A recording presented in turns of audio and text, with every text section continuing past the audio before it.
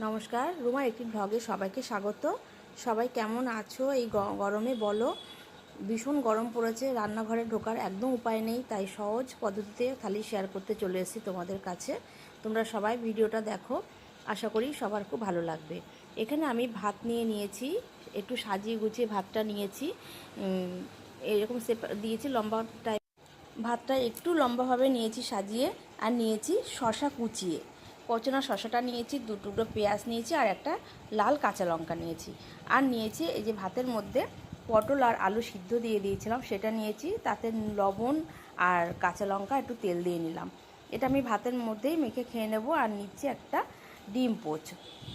গরম হলেও ডিম পোচটা আমার ভীষণ ভালো লাগে, ওই জন্য নিয়ে মাঝে মধ্যেই তোমরা দেখো। আর নিয়েছি ভেন্ডি আলু ভাজা। এই ভেন্ডি আলুটা আমি ভেজে নিয়ে নামানোর আগে একটু ম্যাগি মশলা দিয়ে নামিয়ে নিয়েছি। সবশেষে দিলাম 1 গ্লাস জল। কেমন লাগলো বলো।